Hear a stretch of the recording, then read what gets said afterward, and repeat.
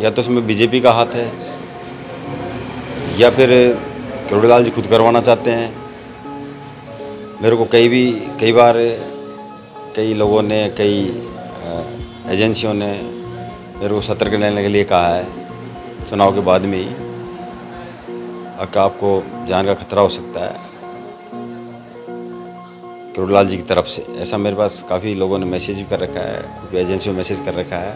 गुंडाराज नहीं चलेगा, नहीं चलेगा, नहीं चलेगा। डीसी बैरवा जिंदाबाद, डीसी बैरवा जिंदाबाद। आरोपियों को गिरफ्तार करो, आरोपियों को गिरफ्तार करो। देखो मैं बता दूं आपको, मैंने इससे पहले भी मेरे को एक दो बार कहीं ऐसी चीज़ें आई है, वो मैं सोशल मीडिया पे तो आई नहीं, वो फ़ोन फान के माध्यम से मेरे को कई धमकियाँ मिली है। क्षेत्र में भी कई बार मैं गया हूँ तो मेरे को मेरी तरफ लोगों को मतलब आवेश में आते देखा है, मैंने कई बार देखा है। मैंने उधर क्षेत्र में मैं जाता हूँ जहाँ पे करोड़ीलाल जी का क्षेत्र अपने आप में मीणा हाई कोर्ट बोलते हैं, तो मैंने चीज़ें देखी है। तो मैंने प्रशासन को पहले अवगत करा रखा है। मेरे को जिस तरीके से अभी आपके सामने चीज़ें आएगी ना, आपके सामने मार्केट में ये जो ऑडियो चल रहा है सोशल मीडिया, मेरे को मारने का, बच्ची के नाम पे मेरे को, जो मेरी छोटी बच्ची उसके नाम पे लोग जो गाली दे रहे हैं, ये सब प्रशासन की जिम्मेदारी है, भजनलाल जी की जिम्मेदारी है।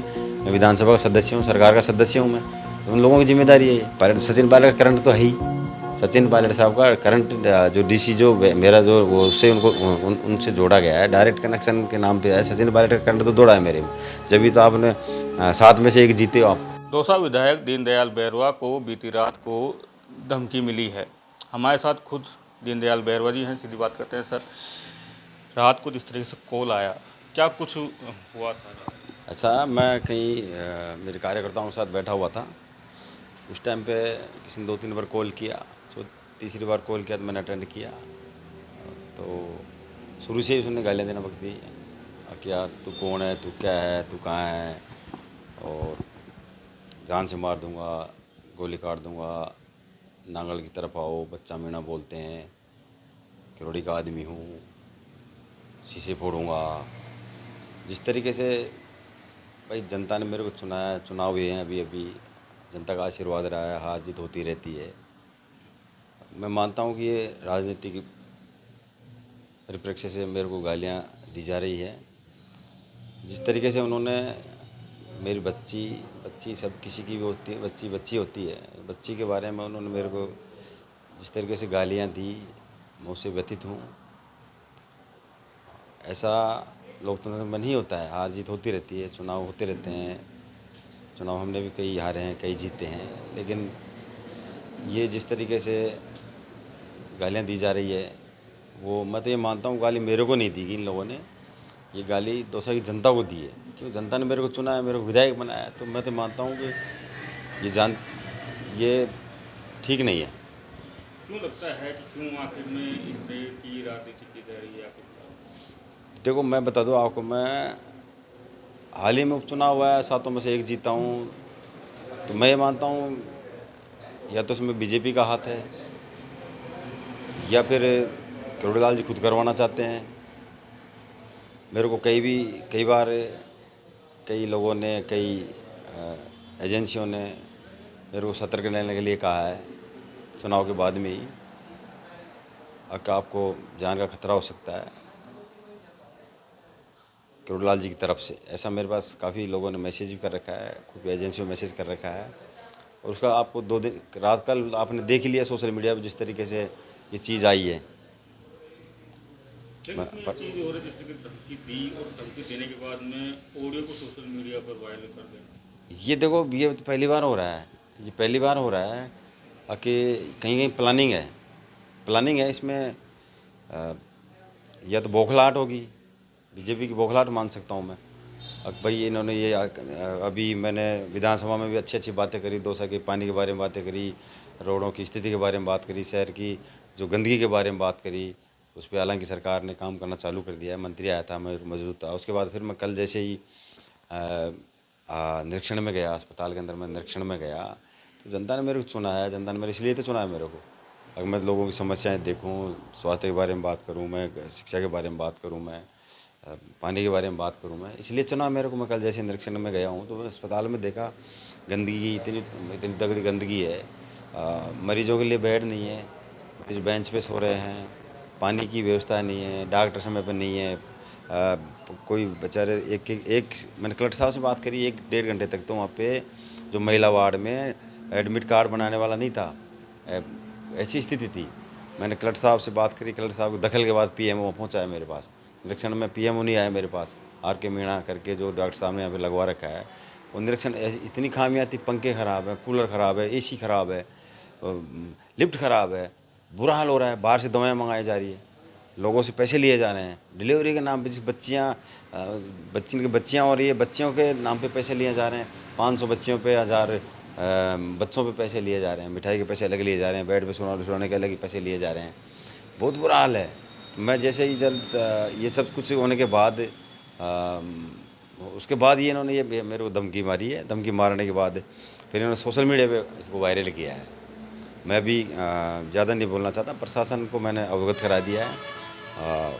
संबंधित हमारे जो आईपीएस सागर राणा जी को मैंने उसको अवगत करा दिया है। मेरे को जाम की मैंने सोशल मीडिया पे जो वायरल हुआ है उसको मैंने उनको व्हाट्सअप कर दिया है। व्हाट्सअप में उनको मैंने सारी चीज़ें मैसेज कर दी है, फ़ोन पे मेरी बात हो गई है। अब ये सरकार का उसका प्रशासन का काम है मेरी सुरक्षा करना। तो सर, जिस तरीके से आप कह रहे हैं कि इंटेलिजेंस ने भी आपको सचेत किया है कि आपको जान का खतरा है, तो इसको भी आपने बताया उच्च अधिकारियों को? देखो ऐसे मैं बता दूं आपको, मैंने इससे पहले भी मेरे को 1-2 बार कहीं ऐसी चीज़ें आई है। वो मैं सोशल मीडिया पे तो आई नहीं, वो फ़ोन फान के माध्यम से मेरे को कई धमकियाँ मिली है। क्षेत्र में भी कई बार मैं गया हूँ तो मेरे को मेरी तरफ लोगों को मतलब आवेश में आते देखा है। मैंने कई बार देखा है। मैंने उधर क्षेत्र में मैं जाता हूँ जहाँ पे करोड़ीलाल जी का क्षेत्र अपने आप में मीणाई कोट बोलते हैं, तो मैंने चीज़ें देखी है। उसके बाद मैं अपने आप में ही मैं सतर्क रहता हूँ। मैं ज़्यादा बोलता भी नहीं हूँ। बाकी जो मैंने प्रशासन को अवगत करा रखा है इस बारे में, मैंने प्रशासन को लिखित में दे रखा है। लिखित में मैंने प्रशासन को दे रखा है। मैंने मेरी सिक्योरिटी के लिए दे रखा है। मैंने विधानसभा अध्यक्ष को भी दे रखा है। मैंने यहाँ एसपी को भी दे रखा है। मेरे एक गार्ड है मेरे, जो एक गार्ड ज़्यादा 24 घंटे नौकरी नहीं कर सकता। कितना महीनों मैं तो 24 घंटे फील्ड में रहने वाला आदमी हूँ। 24 घंटे फील्ड में नहीं रह सकता। मेरे को रात को मेरा हाईवे पे रहता हूँ मैं। यहाँ पे मेरा हाईवे मकान है मेरा। कोई भी आएगा कोई भी जाएगा, खुले में मकान है मेरा। तो मैंने प्रशासन को पहले अवगत करा रखा है। मेरे को जिस तरीके से अभी आपके सामने चीज़ें आएगी ना, आपके सामने मार्केट में ये जो ऑडियो चल रहा है सोशल मीडिया, मेरे को मारने का, बच्ची के नाम पे मेरे को, जो मेरी छोटी बच्ची उसके नाम पे लोग जो गाली दे रहे हैं, तो ये सब प्रशासन की जिम्मेदारी है, भजन लाल जी की जिम्मेदारी है। मैं विधानसभा का सदस्य हूँ, सरकार का सदस्य हूँ मैं, तो उन लोगों की जिम्मेदारी है ये। लेकिन विधायक जी, जिस तरीके से महुआ में भी आपने एक बयान दिया था अम्बेडकर जी की मूर्ति का अनावरण के दौरान, क्या कहीं उस बयान को किस तरह से देखते हैं? देखो मैं बता दूँ, मैं उस बयान में इस बयान में कोई वो नहीं, इस बयान का उस बयान का मायना अलग है। उस बयान का कई लोगों को अपने आप में वो मान रहे कि साहब ये सनातन के खिलाफ बोल रहा है, ये उसके खिलाफ बोल रहा है। तो मैं खुद सनातनी आदमी, मैं हिंदू आदमी हूँ। मैं खुद मंदिरों में जाता हूँ, मंदिरों में आता हूँ। मेरे घर में मंदिर, मेरे दिल में मंदिर, मेरे गाँव में मंदिर, मेरे घर ढाणी में मंदिर, सब मंदिरों में जाता हूँ। मैं मंदिरों में आए दिन जाता हूँ। मेरे एक भाई तो डेली नीलकंठ के जाता है। मेरी मिसेज हर सोमवार को नीलकंठ के जाती है। जब भी मेरे को मौका मिलता है मैं मंदिर जाता हूँ। मैं डेली मेरे घर में पूजा करता हूँ। जिस पूजा करे बिना मैं खाना नहीं खाता हूँ। तो ये लोगों को जो मैंने एक शिक्षा के बारे में बात करी थी, और मैं देखो वो चाहे कितने लोग गलत माने उसको, मैं आज भी मैं कहता हूँ गरीब परिवार, चाहे एससी का हो चाहे वो कोई स्वर्ण कास्ट का हो, उसको पहले शिक्षा की ज़रूरत है।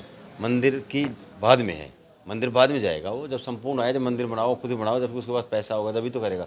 शिक्षा में अगर पढ़ाई पढ़ेगा तो अपने आप में सक्षम हो जाएगा। वो बिजनेस करेगा, नौकरी लगेगा, उसके बाद मंदिर में दान दो, मंदिर बनाओ, कौन मना कर रहा है। हम लोग खुद मंदिरों में पैसे देते हैं, दान देते हैं, आते हैं जाते हैं। तो मेरा कुछ लोगों को जो वो है, ये तो राजनीति, इसमें भी राजनीति है। सनातन की बात करने वालों को मैं बताऊँ, मेरे सामने बैठा हो उनको, सनातन की जो बात कर रहे हैं आप लोग, बस हमारे जो नेता प्रतिपक्ष टीकाराम जूली का अलवरी में आज ही हाल ही में आप लोगों ने वीडियो देखा होगा, आप लोगों ने उसको, उनको एक मंदिर में बुलाया जाता है, मंदिर में पूजा अर्चना करते हैं, उसके बाद वो जाते हैं। और ये जो भाजपा का जो नेता है, जो ज्ञानदेव आहूजा, जो पूर्व विधायक है, वो मंदिर में जाता है, गंगा जल लेके जाता है और उसको छिड़कता है। अक्सर ये दलित इसमें प्रवेश कर गया है मंदिर। अरे भगवान तो सबके लिए, राम ने भी सबरी के बेर खाए थे। राम ने सबरी को भी तो दलित थी। ये उस टाइम पे ही ये चीज़ें नहीं थी। आज ये लोग कहाँ से ले आए, सनातन की बात करने वाले। स्थिति ठीक नहीं है। ये लोग जो सनातन के नाम पे जो कर रहे हैं, ये देश के लिए ठीक नहीं है। हिंदू मुस्लिम की बात करते हैं, बताओ ये कहाँ का सनातन है। काफ़ी राजनीति होती रहती है, लेकिन उसके बाद में एक लास्ट सवाल पूछूंगा। उपचुनाव में सचिन पायलट ने आपको डायरेक्ट करंट कहा था जनता का। किरोड़ीलाल मीणा भी एक्टिव हो गए हैं, सवाई माधोपुर में जन सुनवाई कर रहे हैं। आपने कहा था कि मुझे कोई काम पड़ेगा तो मैं किरोड़ीलाल मीणा के पास भी जाऊंगा। किसी को देखते देखो ऐसा, मेरी बात सुनो, जनता का काम कराना मेरा दायित्व है। तो किरोड़ीलाल जी के पास भी जाएंगे, किसी और मंत्री के पास जाएंगे, भजन लाल जी के पास भी जाएंगे, वो काम करना नहीं करना उनके ऊपर है। जनता ने मेरे को चुना है। आज मेरी दौसा की जनता ने किन परिस्थितियों में 7 में से एक जगह मेरे को जिताया है। पायलट, सचिन पायलट का करंट तो है ही। सचिन पायलट साहब का करंट जो डीसी जो मेरा जो वो उससे उनको उनसे जोड़ा गया है, डायरेक्ट कनेक्शन के नाम पे है। सचिन पायलट का करंट तो दौड़ा है मेरे में। जब भी तो आपने 7 में से एक जीते हो आप। 7 में से किन परिस्थितियों में चुनाव जीते हो? 7 जीते, 7 जगह हारे, 7 में से 6 हारे, 1 जीते। ये सब डायरेक्ट कनेक्शन की बात है। सचिन पायलट ने कहा था दौसा की जनता डबल पीएचडी है, और उन्होंने साबित भी कर दिया कि दौसा की जनता वास्तव में डबल पीएचडी है। और ये जो वायरल कर रहे हैं ना मेरे खिलाफ, जो षड्यंत्र रच रहे हैं, इनको आने वाले समय में पता पड़ेगा ये दौसा की जनता है, डबल, वास्तव में डबल पीएचडी है ये। डबल पीएचडी है तो ये थे दौसा विधायक दीनदयाल बैरवा, जिन्होंने राजस्थान तक से खास बात की है। संदीप मीणा, दौसा, राजस्थान तक।